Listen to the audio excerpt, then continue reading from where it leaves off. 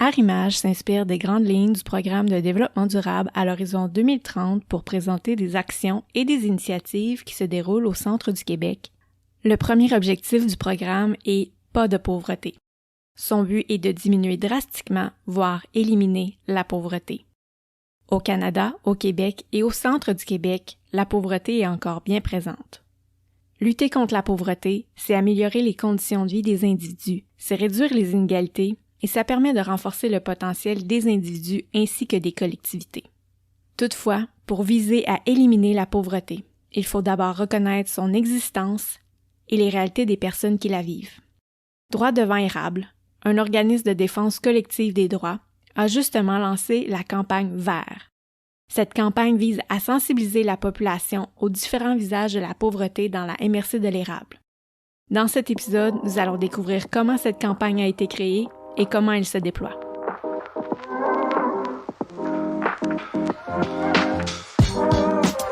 Bienvenue à Arrimage, la balado-diffusion du Comité régional en développement social du Centre du Québec.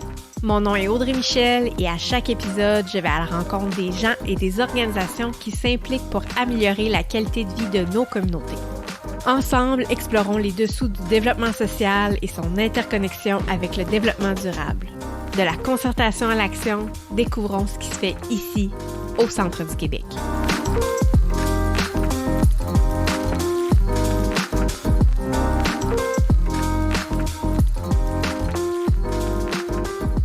Donc, aujourd'hui, je reçois Yvon Poudrier, qui est agent de développement chez Droits devant érable, et nous allons discuter de la campagne de sensibilisation des différents visages de la pauvreté dans la MRC de l'érable.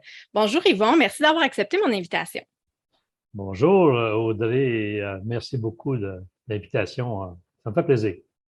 Super. Avant qu'on rentre dans le vif du sujet, j'aimerais qu'on parle de Droits devant érable. Est-ce que tu pourrais m'expliquer un peu c'est quoi la mission de l'organisme et c'est quoi les services que vous offrez? Oui, en fait, l'organisme existe depuis au-delà de 21 ans à Plessisville. Sa mission principale, c'est la défense collective des droits sociaux des personnes vivant une situation de pauvreté.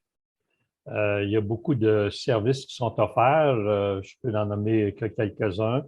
Quand on parle de défense des droits sociaux, quelquefois, les gens nous sollicitent. Ils ne sont pas très à l'aise de répondre à certaines formalités qui leur sont adressées pour toutes sortes de demandes. Ça devient pour nous une forme d'accompagnement. L'aide dans leur dossier. Il y a des cafés-rencontres aussi qui ont lieu au bureau même de Droits devant érable.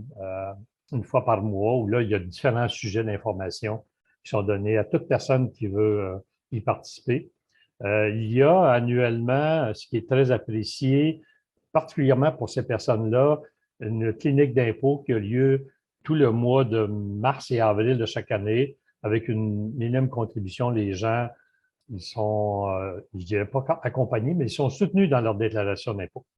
Et il y a 2 comptables bénévoles qui sont vraiment très appréciés. Il y a aussi, je dirais, le souci pour Droits devant érable, c'est si on ne peut répondre à une demande spécifique, on s'attarde à référer les personnes aux bonnes ressources pour pas justement les laisser dans le vide. Donc voilà, c'est un peu... il y a de l'écoute, il y a des recherches de solutions aussi qui sont apportées, mais c'est grosso modo les grandes lignes de la mission et des services de Droits devant érable. Merci beaucoup. Maintenant, c'est ça, j'aimerais qu'on parle plus spécifiquement de la campagne de sensibilisation. Mais avant de te poser des questions plus poussées, est-ce que tu pourrais nous faire une brève description de ce que c'est cette campagne-là de sensibilisation?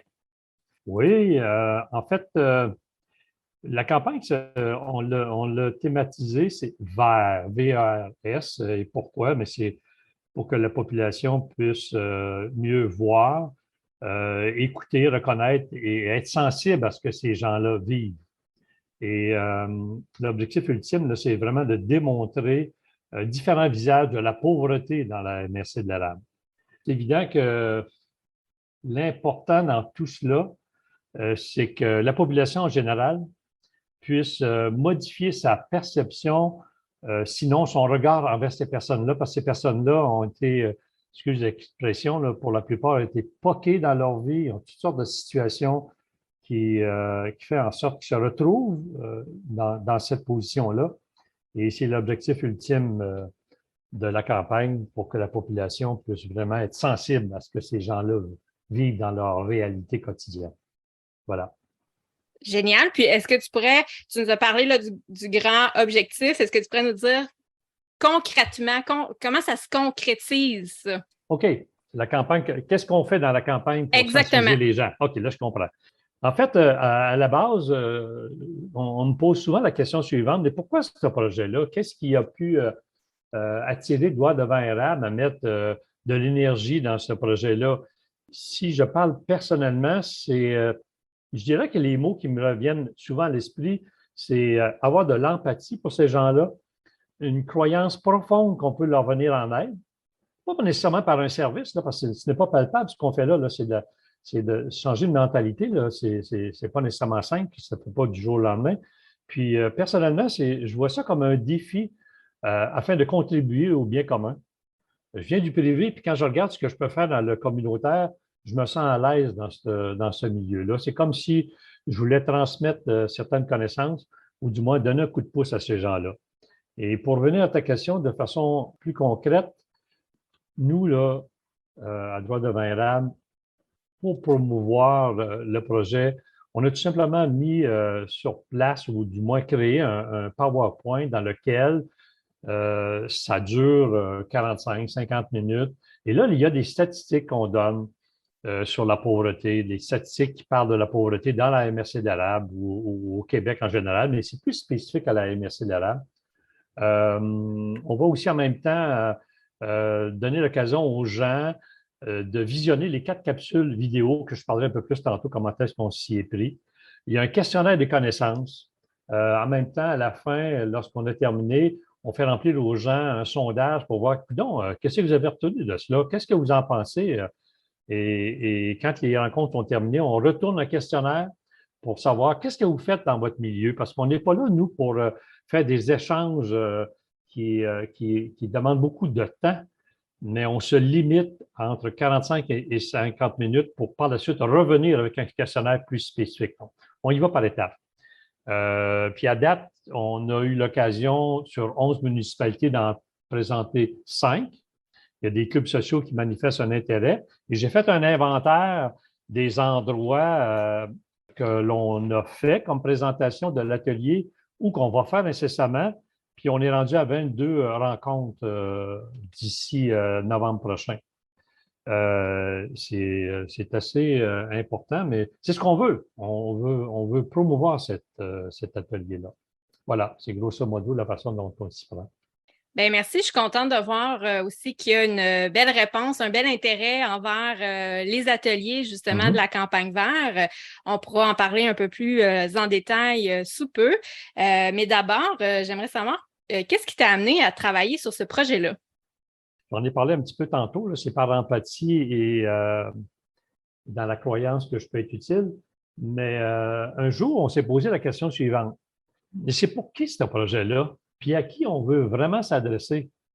La première question n'a pas été trop difficile à répondre. Pour qui? Mais c'est pour toutes les personnes qui vivent une situation de pauvreté.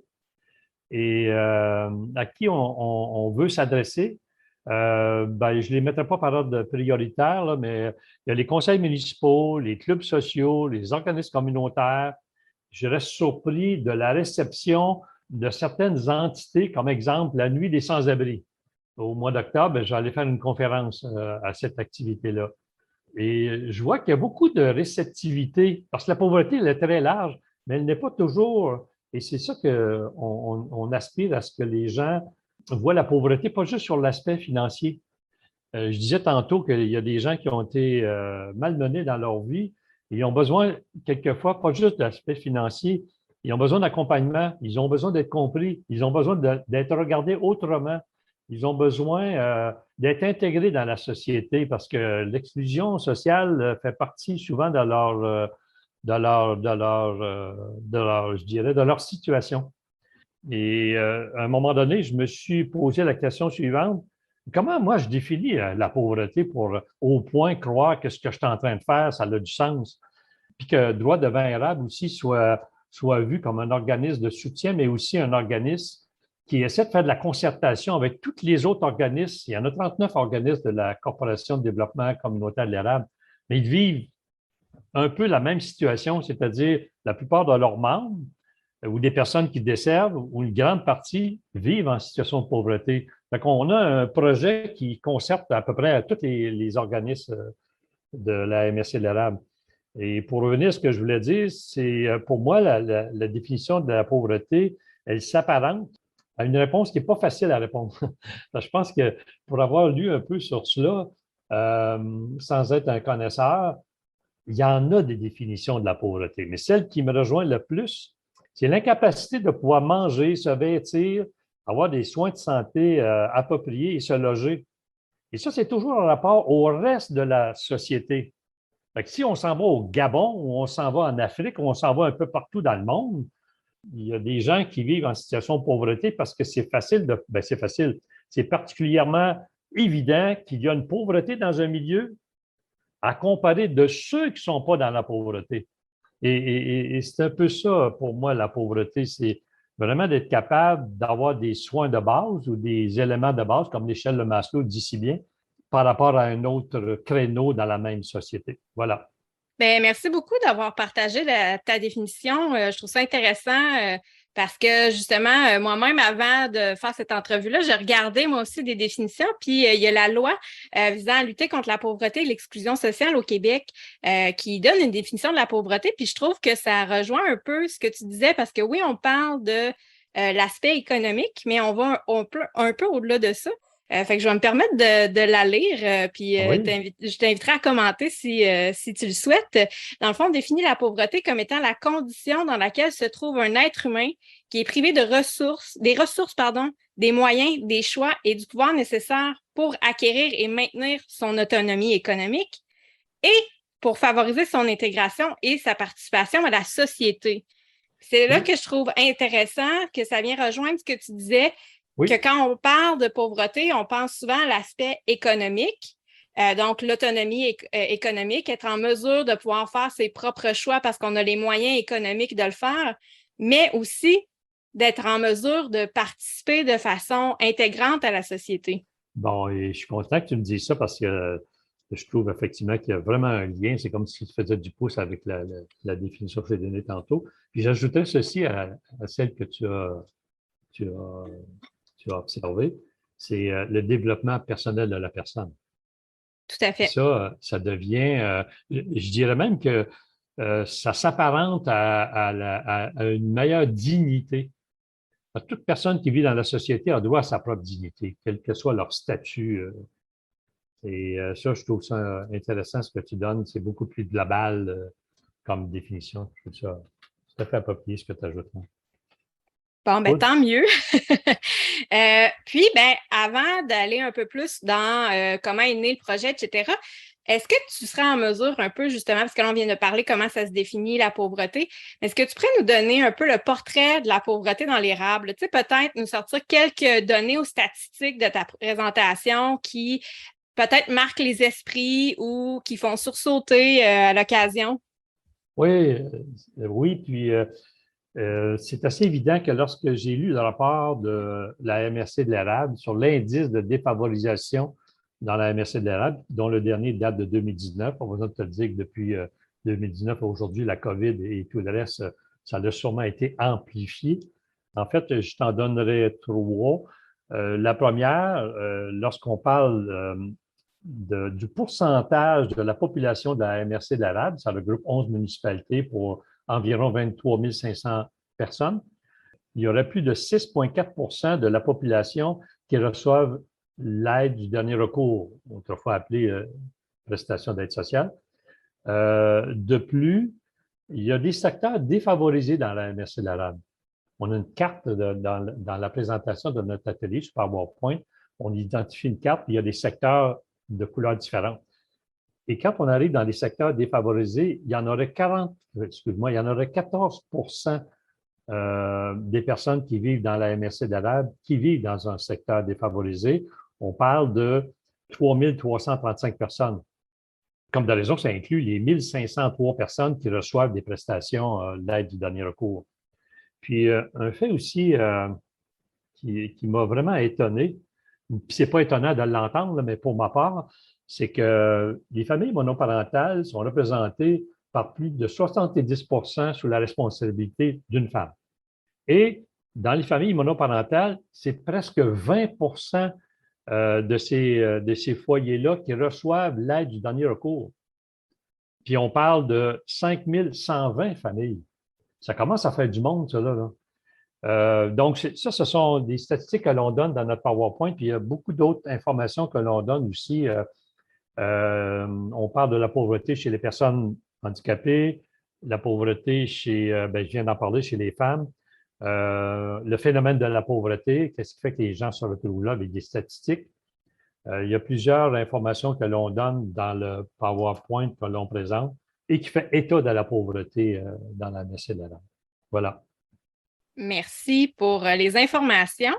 Maintenant, j'aimerais savoir, tu en as parlé un petit peu, que vous êtes questionné à savoir, bon, c'est pour qui ce projet-là, puis tout ça, mais un peu, c'est né de où ce projet-là? Parce que je sais que le droit devant érable, vous êtes membre du comité stratégique de développement social de l'érable, puis que la lutte contre les préjugés, ça a été identifié comme étant un des enjeux prioritaires là, par le comité en question. Donc, est-ce que tu pourrais me parler un peu justement des réflexions que vous avez eues à l'interne parallèlement à l'identification de cet enjeu-là par le comité stratégique de développement social? Comment ça s'est déroulé? Oui, bon, c'est simple, puis en même temps, il n'y avait rien de défini à la base. René Levasseur, Mme René Levasseur, qui était autrefois par intérim au niveau de la direction de l'organisme, a soulevé le point suivant. On a partagé tous les deux pendant un certain temps. L'objectif, c'était comment faire pour promouvoir une meilleure connaissance de l'organisme. Et il a été soulevé certains éléments, puis il y en a un qui est ressorti souvent dans notre discussion, c'est pourquoi on ne ferait pas une campagne de sensibilisation afin de démontrer différents visages de la pauvreté. Là, je te fais un bref résumé. C'était pas aussi évident que ça à la base, là. Mais l'objectif, c'était, oui, on veut se faire connaître, mais on ne savait pas comment. Et là, plus on participait au comité stratégique de développement social de la MSLRAB, plus on s'apercevait que faire une campagne sur la sensibilisation liée à la pauvreté devenait un enjeu collectif. Et c'est là qu'on s'est mis à faire des démarches en croyant que ce projet-là pourrait être vraiment mis en place avec l'aide d'un comité consultatif qu'on a créé.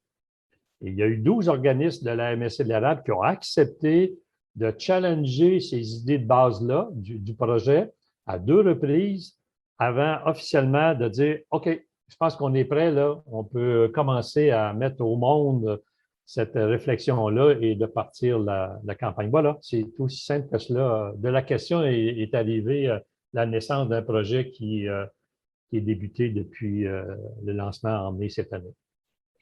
Justement, tu viens de mentionner qu'il y a un comité consultatif qui s'est mis en place. Est-ce que tu pourrais nous nommer dans un premier temps les partenaires qui ont participé à ce comité consultatif-là et parler un peu de la façon qu'ils ont contribué au projet? Qu'est-ce qu'ils ont apporté de plus à ce que vous aviez pensé initialement? OK. Il y a Impact Emploi à Plessisville. Il y a l'Association des personnes handicapées de l'érable, la Polyvalente La Samar, la Maison des jeunes L'Express de Plessisville, la Maison des femmes des Bois-Francs, au Rapé. Il y a, attendez une minute, oui, l'Office régional d'habitation de l'érable. Il y avait dans le temps le préfet de la MSC de l'érable, Georges Bédard, la ville de Laurierville par le DG. Il y avait aussi Caroline Moreau de la Corporation de développement communautaire de l'érable, la directrice générale. Il y avait 2 bénévoles qui étaient liés à Droit devant érable. Il y avait aussi le CIUS par Nathalie Danview. Puis il y avait aussi Amada du Comité régional de développement social du Centre du Québec. Et comme de raison, il y avait René Levasseur et moi. Donc, à l'aide de ces personnes-là, ils ont été très participatifs. Je dirais qu'aux 3, 4 mois, on se rencontrait, dépendamment du cheminement où on était rendu. Puis à un moment donné, on a eu l'aval, puis on a parti le projet qui est en cours. Voilà. Puis, ce comité-là, vous vous êtes rencontrés, comme tu disais, mais comment ils ont contribué au projet, là? Comment ils ont bonifié ou OK, comment ils ont donné une plus-value au projet là, dans sa forme OK, actuelle? parfait. Bonne question. En fait, on a fait avec eux 2 présentations comme si on rencontrait un conseil municipal ou un organisme du milieu ou un club social. On a présenté le projet sous forme de PowerPoint sans prétendre qu'il était up-to-date, sans prétendre qu'il était tout à fait conforme à la réalité. Donc, pour venir à ta question, ces gens-là, étant dans des milieux différents, ont été en mesure de dire, oups, ils vont, pour René, il y a des éléments à l'intérieur de ça qui pourraient être modifiés, ajoutés, selon ce que nous, on vit. Et c'est exactement ça qui est arrivé.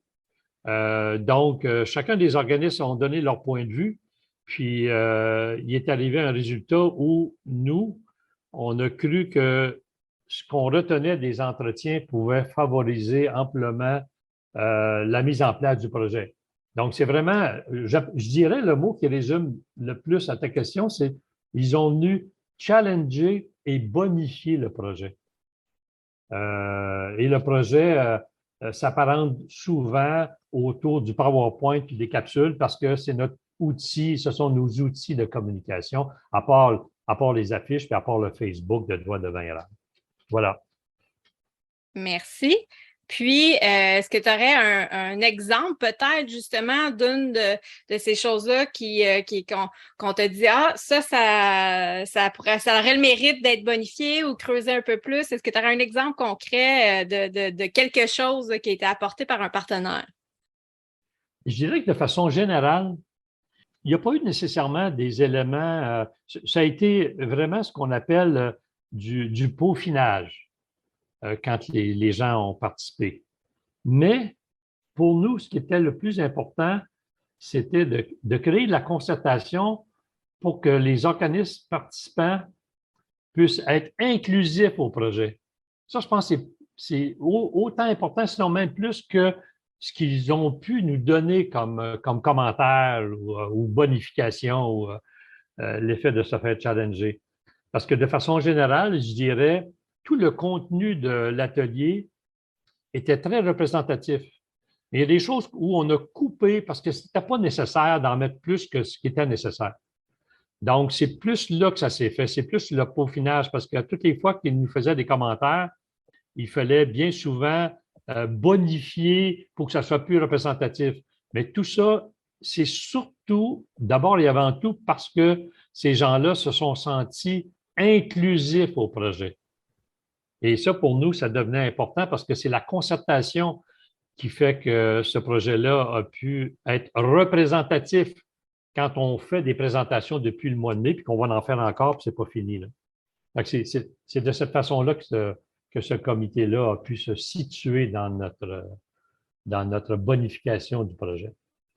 Merci. Puis, je vais me permettre d'une reformulation pour voir si j'ai bien compris là, ce que tu disais. Dans le fond, la contribution des partenaires, c'est le fait que ça vous a amené à justement être plus représentatif des différents visages de la pauvreté, de prendre en Exact. considération différentes situations qui peuvent être vécues par exemple, les usagers de chacun de ces organismes-là. Tout à fait, tout à fait. C'est exactement ça, ça ne peut pas être plus clair.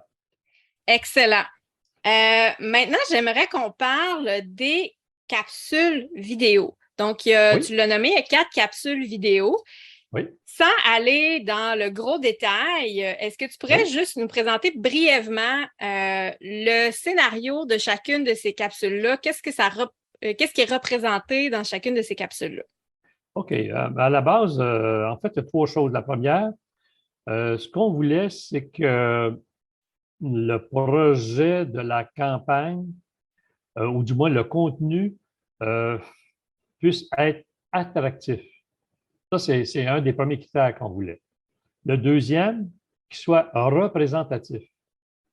Puis que le troisième, qu'il y ait, à l'aide de ces capsules-là, qu'il y ait une certaine forme d'outil de visibilité. Donc, si nous, on propage les capsules, bien, on aspire à ce que d'autres entités puissent les utiliser pour les promouvoir à l'intérieur de leur propre entité. Et l'idée, ça a été de faire participer différents organismes qui ont accepté de solliciter 3 personnes. Il y a 6 organismes de la MRC Laval qu'on a sollicité pour leur demander ceci.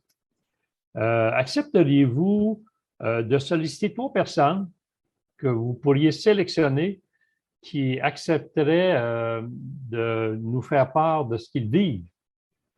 Et à notre grande surprise, on en a eu 15.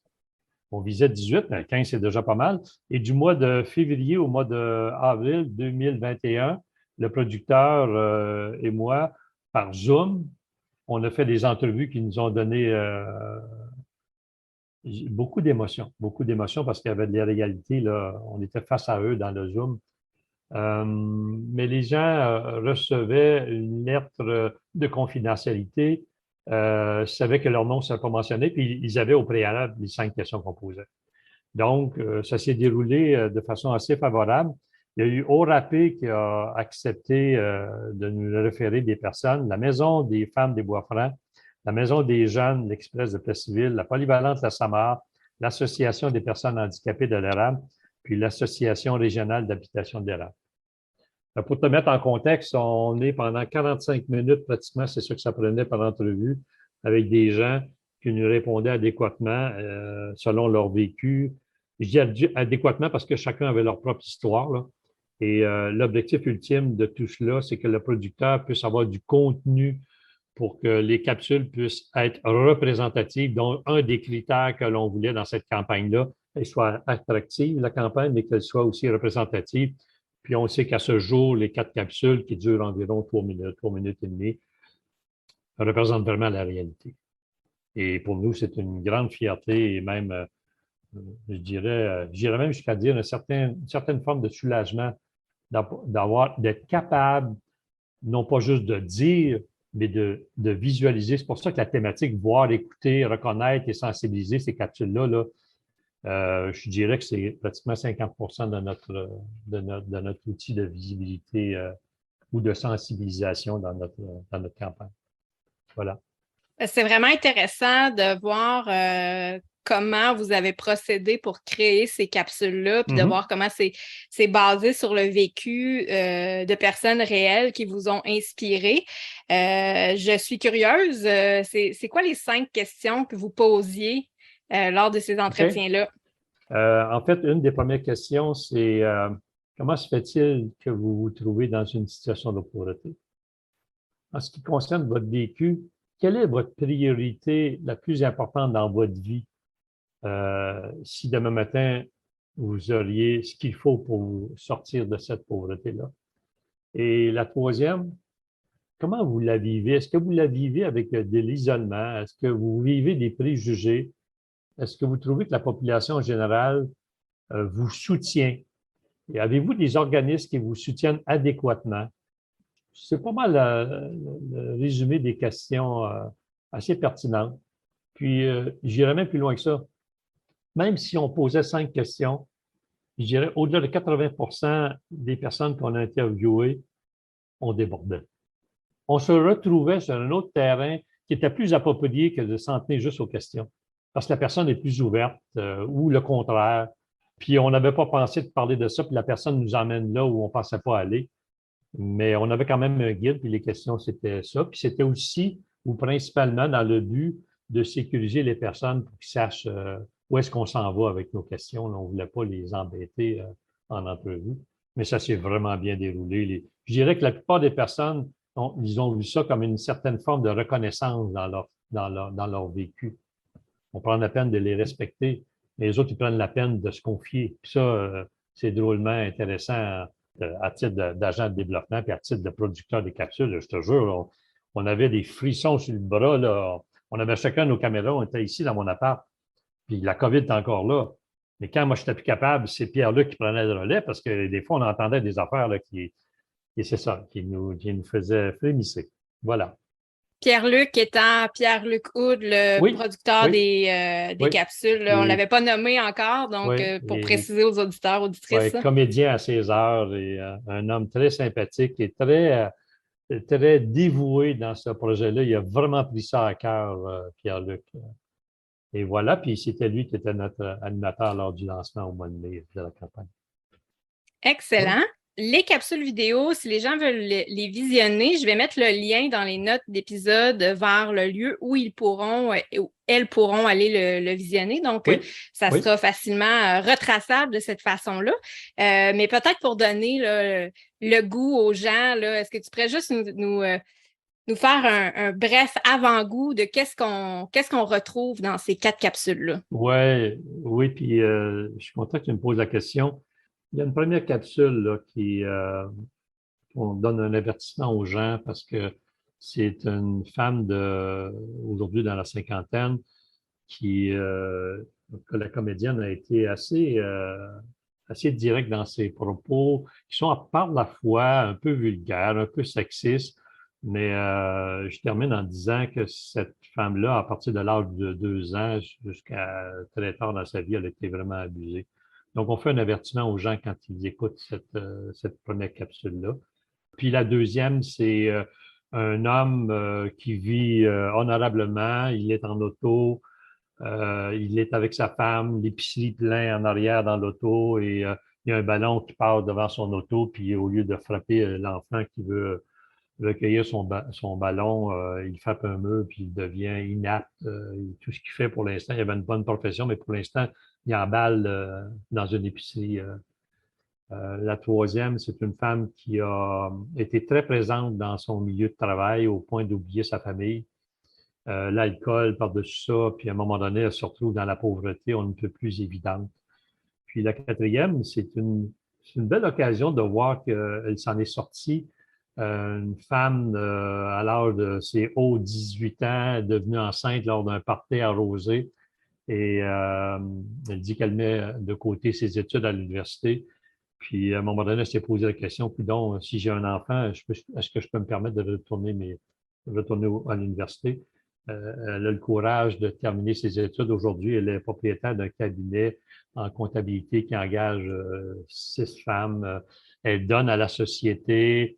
Elle est membre de certains comités, certaines associations, et elle contribue au bien commun à sa façon. Bon, ben merci pour l'information, Yvon. Comme j'ai dit, je vais mettre les liens dans les notes d'épisode.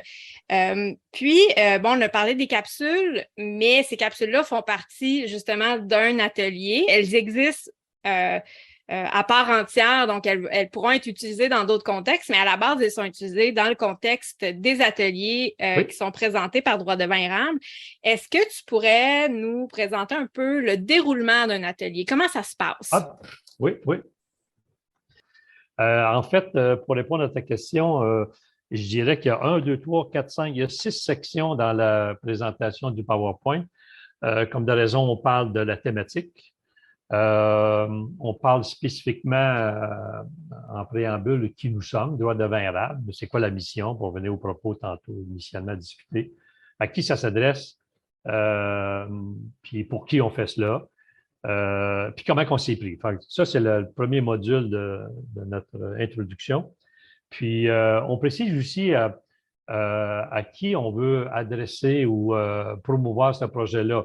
Là, on fait le listing du milieu politique ou municipal, les appareils administratifs de l'État. On est en démarche actuellement, les clubs sociaux, les organismes communautaires, les médias, dont entre autres la TVC érable.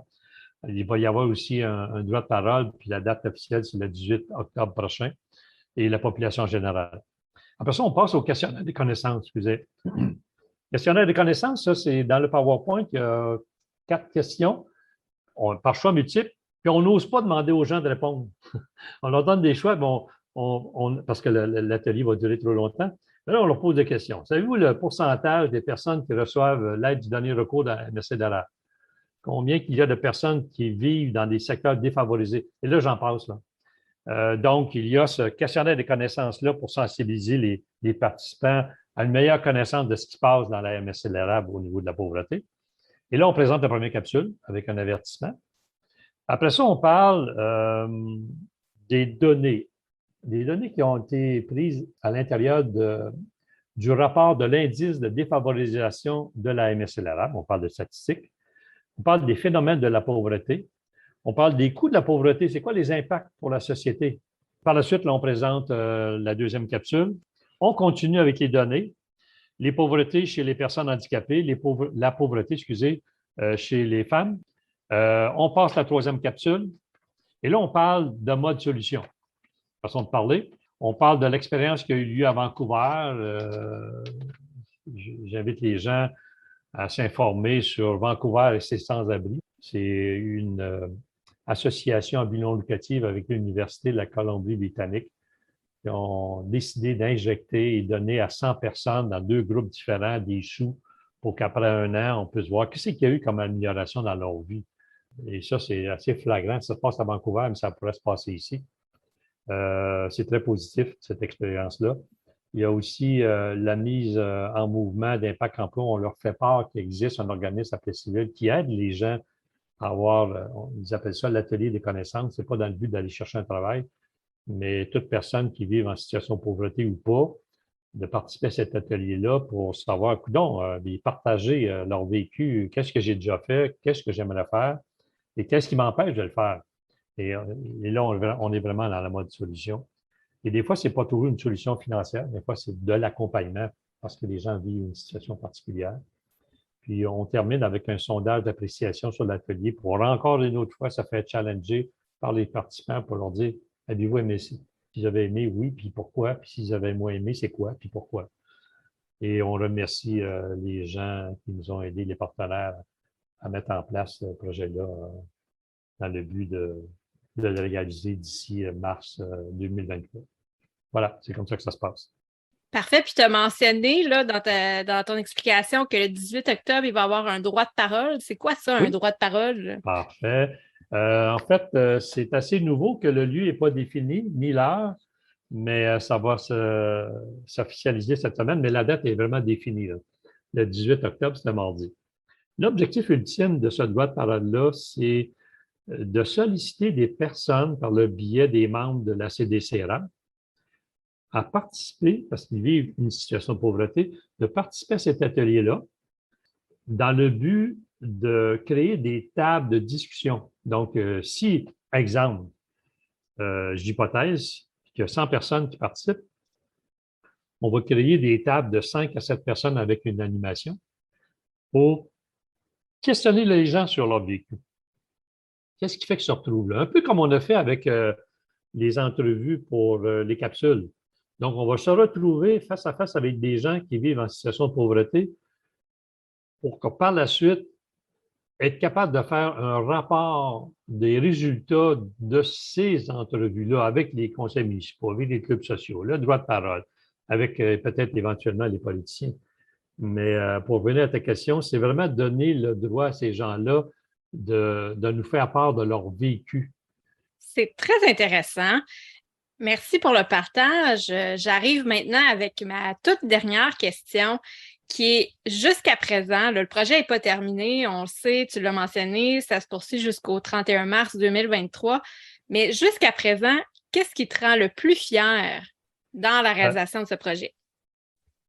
Je vais peut-être me répéter, la première chose, étant donné qu'on l'a fait, ça, c'est pas terminé, c'est de créer j'irais même jusqu'à dire une certaine forme de sentiment de concertation, parce que ça rejoint plusieurs personnes.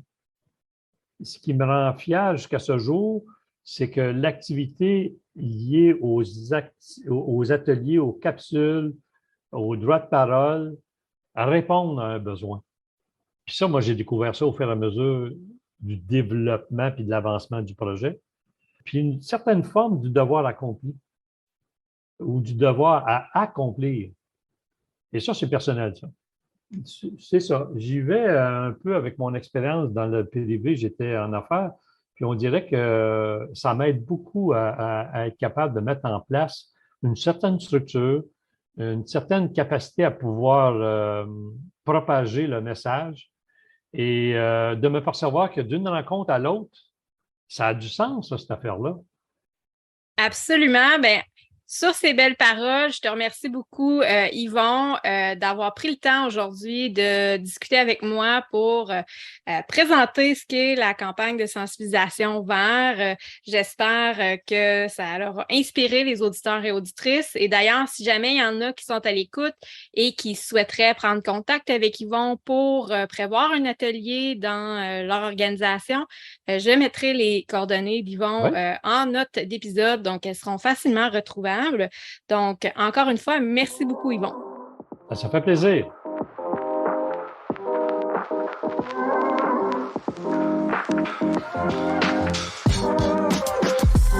Si vous avez apprécié cet épisode, abonnez-vous afin de ne pas manquer la sortie du prochain. Pour nous encourager, laissez-nous 5 étoiles et un commentaire sur votre plateforme de balado-diffusion préférée. Cette balado et les activités du Comité régional en développement social du Centre du Québec sont rendues possibles dans le cadre d'une entente de collaboration avec la contribution financière de la MRC d'Arthabasca, la MRC de Bécancour, la MRC de Drummond, la MRC de l'Érable, la MRC de Nicolet-Yamaska, Centraide Centre du Québec et le CIUS de la Mauricie et du Centre du Québec. Pour en apprendre plus au sujet du développement social, rendez-vous sur notre site web au crds.centreduquebec.qc.ca. Merci pour votre écoute.